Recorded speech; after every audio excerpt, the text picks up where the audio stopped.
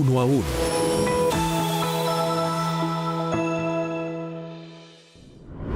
Bienvenidos a Uno a Uno. Yo soy Ramiro Avendaño. Hoy estamos con Alejandro Carlos Chacón, senador del Partido Liberal, expresidente de la Cámara de Representantes, expresidente, copresidente del Partido Liberal, de Norte de Santander. Bienvenido, senador Chacón, a Uno a Uno. Gracias, Ramiro. Un placer aquí acompañarte y un saludo a todos. Bueno, como sabes, busca Uno a Uno conocer a las personas detrás de los personajes. Pero arranquemos por el personaje. Hoy senador de la República, hace 14 años en el Congreso. Un poco como es la historia política tuya. Bueno, yo llegué al Congreso en el 2010, de ser profesor universitario, litigante. Me cansé un poco del ejercicio, intenté en muchas oportunidades ejercer la política. La inicié con Germán Vargas Lleras siendo senador y dándome la bala al Consejo de Cúcuta, y así inicié la política, siempre en derrotas, hasta que llegué al Congreso en el 2010 y aquí estamos ahora en el Senado de la República, Ramiro. No fácil, pero ahí vamos. Bueno, y en este trasegar, ¿qué tipo de iniciativas has llevado?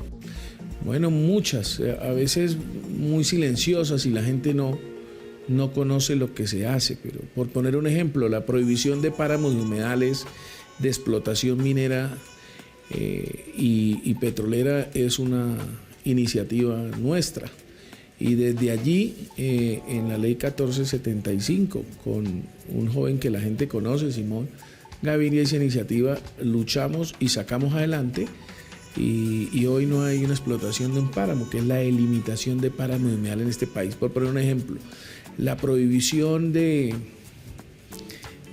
explotación en temas ambientales, ejemplo de humedales, con otro compañero de San Andrés. Una ley muy importante, hoy tenemos una obligación, ejemplo de como padres de responder por nuestros hijos, ¿no? Cuando nos separamos, dejamos los hijos, las mujeres tienen la obligación y los hombres la obligación de responder por sus hijos, pero no existía la obligación de también los hijos responder por los padres cuando llegan a la mayoría. Esa iniciativa es nuestra, y es que los padres puedan también, ya cuando llegan a la edad en donde no puedan ni sobrevivir, así como los hijos pueden demandar a sus padres para que respondan por sus alimentos, también hoy los padres pueden exigirle a sus hijos que, así como los cuidaron y los protegieron de niños, también tengan la obligación de cuidar con sus padres. Esas iniciativas son nuestras. Hay una iniciativa que es muy linda, que fue la que creó el punto del CRE, se llamó, para la educación superior en el país, en donde se generaron más de 2,5 billones de pesos para la educación superior pública en este país. Posteriormente, de ahí, de esa norma, nace el Pilo Paga, que no era la pretensión, porque lo que queríamos especialmente era financiar la educación superior y que generaran 400.000 becas. Sin embargo, posteriormente el gobierno terminó generando muchas menos becas, buscando la calidad, dando la oportunidad que muchachos humildes fueran a las universidades más costosas de Colombia, que están acreditadas. Eso se genera precisamente por una norma de iniciativa nuestra. Así, pues, tenemos muchas iniciativas. Hoy acabamos de sacar adelante la ley Sara Sofía, que se llama Alerta Colombia, ley Sara Sofía, para la búsqueda de niños. Esperamos la otra semana sea ya una ley de la República que obliga al Estado y a los colombianos a buscar el principio de solidaridad, y todos buscar a los menores cuando se pierden, en donde en el teléfono le replicará la alerta con las señales biométricas de fotografía de menores, cuando sus papás autorizan una estación de policía y activan la alerta en menos de una hora, y todos los colombianos recibiremos en la zona en donde se perdió el niño, en el teléfono donde le informan: este niño se está perdiendo. La ley Sara Sofía, que va a ser muy importante para los colombianos. Hemos tenido muchas, Ramiro, la verdad, yo creo que somos uno, como muchos de los senadores juiciosos, que hemos sacado muchas normas en Colombia. Bueno, aquí a veces venimos también a aprender, digamos, del entorno de lo que hace la gente, y del Congreso de la República Todavía hay muchas cosas que a la gente falta saber. Antes de cámara decíamos que muchos colombianos nunca han entrado al edificio del Congreso, pero cuéntanos un poquito porque hiciste 12 años en Cámara de Representantes, llevas 2 años en el Senado. ¿Cuál es la diferencia entre la Cámara y el Senado, tanto desde el punto de vista estructural y conceptual, en la práctica a la hora de ejercer?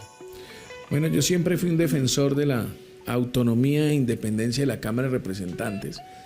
Cuando lo fui en 3 periodos, respeto profundamente la actividad de la Cámara, que es el Congreso bicameral. El Senado debe ser igual de independiente, y precisamente esa independencia entre las 2 cámaras es lo que hace que la ley pueda finalmente salir conciliada una mejor norma, en donde todas las vertientes ideológicas opinan, donde el autor de una norma, por ejemplo, cualquiera de nosotros, solo es un voto y usted tiene que construir el voto de diferentes tendencias ideológicas para sacarla.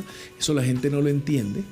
No es fácil construir consensos en el Congreso de la República, porque pues están los de muy derecha, radicales, los de muy izquierda también radicales, otros de centro, otros partidos tradicionales. Y eso es difícil construir una ley.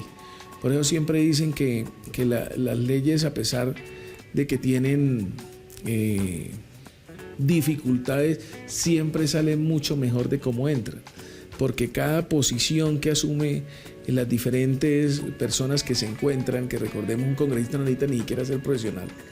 Entonces, si usted trata de una norma, de pronto puede perjudicar a los indígenas, allá hay indígenas.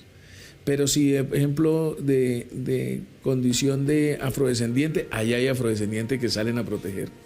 Si salen los muy progresistas que defienden tanto las libertades, pues allá también hay conservadores y cristianos y muy creyentes que salen a modular la norma.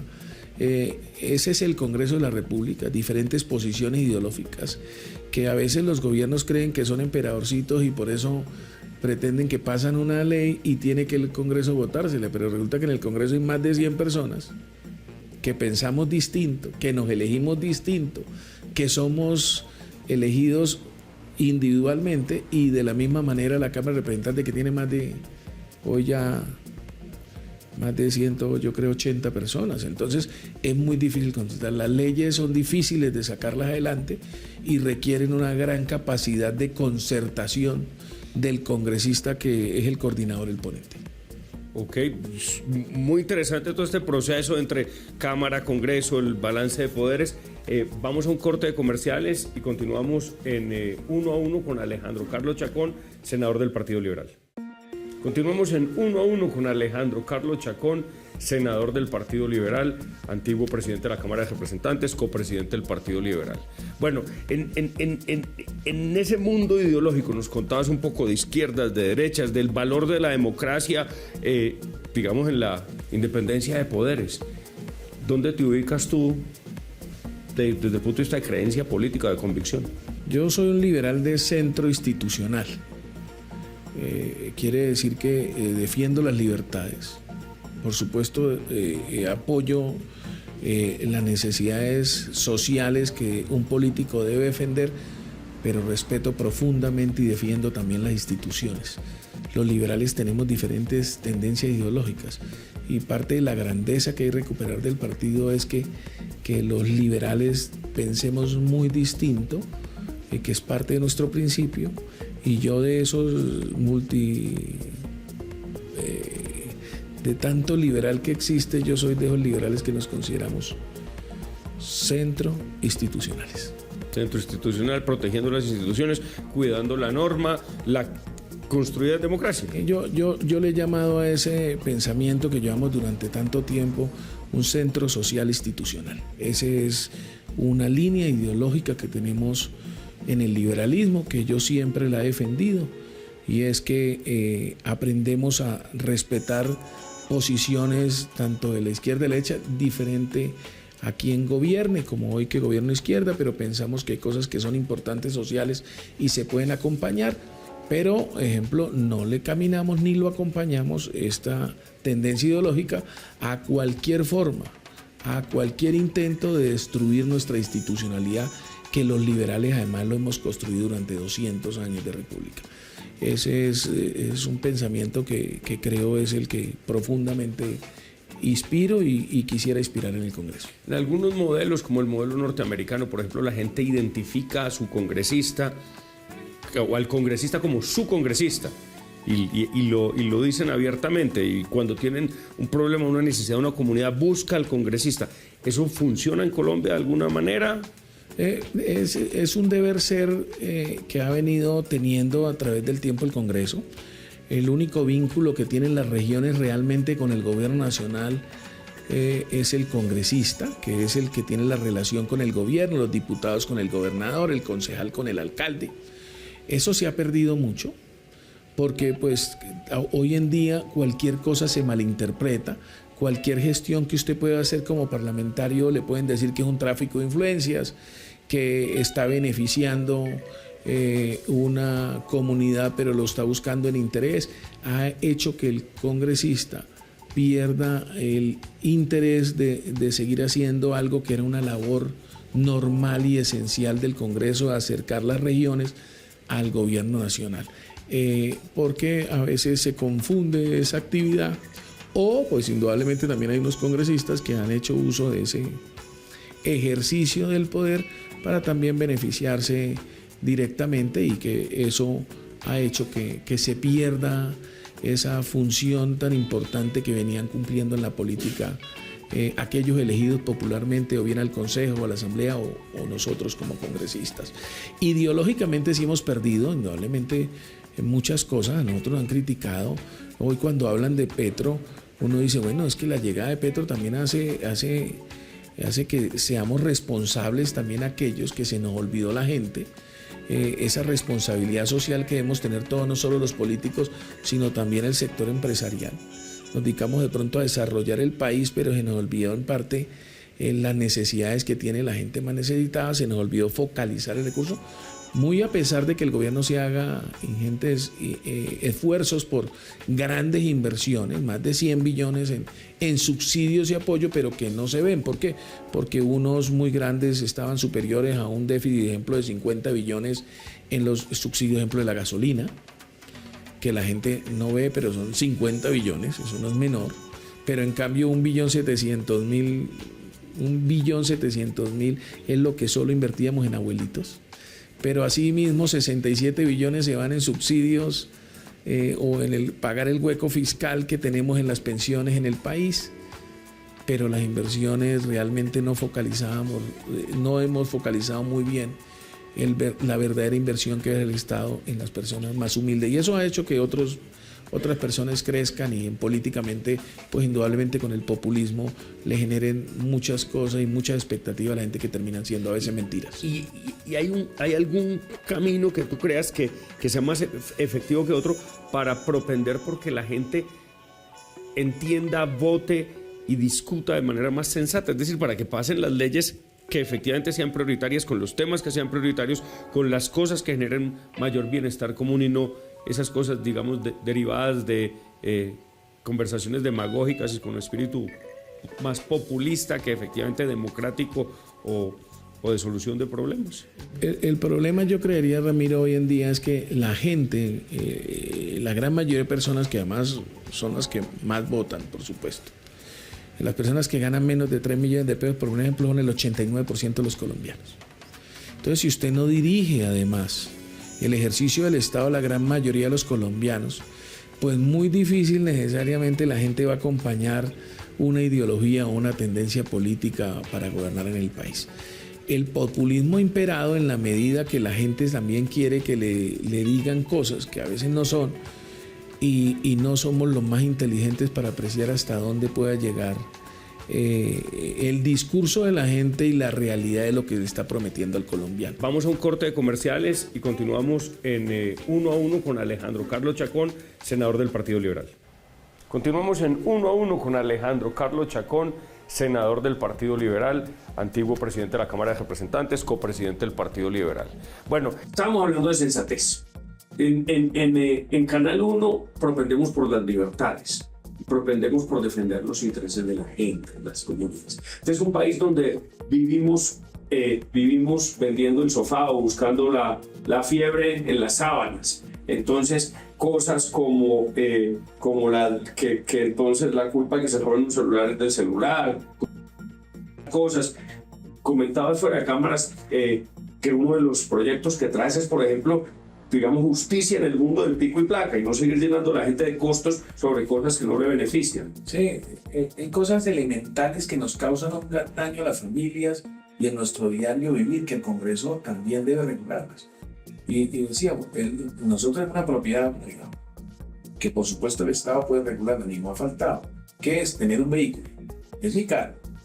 Un señor alcalde se le ocurrió, usted no usa 3 días de la semana el carro, pero para cobrarle los impuestos los 365 días del año sí se los cobran. Le cobran los 7 días de la semana y solo usó 3 días. Sí. El Congreso ya vio que tiene que necesariamente regular sobre la materia. Mejoren el servicio público, mejoren las condiciones para que la gente pueda usar otro mecanismo de transporte. Pero no, solo pague impuestos. Y si quiere más horas, entonces pague además. Si usted quiere usarlo los 3 días, pague una exenta. Entonces, cosas como esas son injustas. Vamos a presentar una norma en la que la gente, si usted le restringe la propiedad del carro, solo cobre los días que el señor va a usar el carro en rodamiento. Hablemos de la defensa de las regiones. Colombia es un país que cada vez está más centralizado y eso demuestra, digamos, un poco como la distribución de los recursos del país. Y siendo un país muy diverso, y no solo quiero entender cómo es el tema de la descentralización fiscal, por ejemplo, sino además siendo de norte de Santander, una región que tiene unas necesidades tan particulares y unas condiciones tan diferentes, un territorio de frontera. Sí, el país desde que prácticamente lo formamos como nuestra nueva república fue muy bolivariano. Y esto tiene que ver además con la política. Y Bolívar era centralista. Bolívar vino prácticamente que lo declaráramos emperador. Y aquí hubo unos colombianos que le dijeron, no, esto es un régimen democrático. Y aquel que era el federalista era Santander, del centralismo bolivariano. Las regiones son las que vienen así. Las regiones son las que especialmente tienen más necesidades. Pero sin embargo, la inversión del Estado está focalizada en las grandes ciudades porque son las que generan también más PIB, más impuestos. El país tiene unas distribuciones inequitativas. Por ejemplo, a nosotros nunca nos han aceptado, que lo hemos explicado técnicamente, cómo el IVA de los colombianos que pagan el 19% termina en las manos de los deciles más altos de este país porque son los que descuentan IVA. Entonces, se han perdido más de 2.000 billones de pesos en los últimos años y en los últimos 10, 879 billones de pesos. ¿Y en dónde? En los deciles más altos. En las empresas pequeñas no alcanzan a cruzar 700.000 billones y nosotros son 800 millones. Entonces, la fórmula es sustituir el ritmo. No tener el IVA, sino tener el consumo. No permitir ningún tipo de utilidad. No permitir el descuento del impuesto que pagamos los colombianos por una camiseta. Cuando llega el establecimiento del comercio, cruza el IVA que yo pagué. ¿Quién dijo que yo pago el impuesto para que lo producen los empresarios? Yo pago el impuesto para que llegue al Estado. Pero la gente no sabe que el IVA es un impuesto que se cruza porque es indirecto. Y se lo mandan al Estado después de unos meses, después de que ustedes lo ponen. Como empresario dice, yo me cruzo esto o me devuelve el Estado este recurso. Y todo el IVA que pagamos, en su gran propósito, se está perdiendo, llegando a las manos de los empresarios más ricos de este país.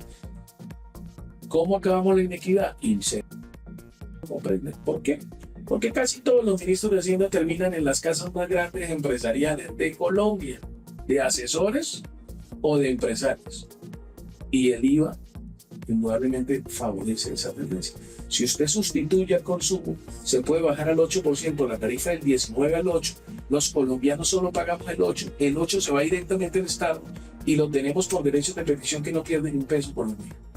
lo que deja es beneficiar en la tarifa colombiana el impuesto. Ya vemos cómo, perdónenme, amigo, que me insista, y vemos cómo solo un día del IVA produce 7 billones. No se han dado cuenta lo que está dañando el consumo que al colombiano le pague, le cueste 19% más un producto. ¿Y el gobierno actual qué opina de eso? El gobierno actual ya hicimos un debate nacional sobre ello. Le parece que no está bien sustituir el IVA por la cadena productiva. Ellos dicen que la cadena del empresario le subiría más a las personas el producto final. Pues, planteamos nuestra teoría económica de por qué no. Pero sin embargo sí le gustó ponerle el 20% al consumo de los alimentos. Y no le gusta el consumo, sustituir el IVA del 19 al 8% al consumo, pero sí le puso el 20% de los alimentos en Colombia, en la última tributaria, que nosotros lo pusimos, que es como ponerle el 45% a los alimentos. Entonces yo le digo, muy bonito, señor gobierno y Bonilla, a quien hicimos el debate, que no le gusta la sustitución del IVA 19, pero sí le gustó ponerle el 45% del IVA, que es el equivalente al 20% al consumo. Esas son las ideas. Pero seguramente cuando salga Bonilla de acá, se irá para una gran empresa de esas que cruzan el IVA, le devuelven el IVA y que le entra 30 o 40 billones a cuenta del pago del IVA de los colombianos. Pues senador Chacón, muchas gracias por contarnos estas ideas técnicas que pueden funcionar para el país, por hacer un llamado a la sensatez, estar ahí en el Congreso de la República dando las batallas que hay que dar en pro, digamos, del pensamiento, una línea de centro, de una economía libre de mercado que beneficie al grueso de la población, que le permita al empresario hacer empresa y con eso distribuir riqueza para que todos los colombianos podamos vivir dignamente. Tiempo en Televisión se acaba pronto. Gracias por acompañarnos y bienvenido siempre a uno y a tu casa. Gracias, amigo. Muchas gracias a todos. Estuvimos con el senador Alejandro Carlos Chacón del Partido Liberal. Yo soy Ramiro Avendaño y nos vemos en 1 a 1 dentro de 8 días. 1 a 1.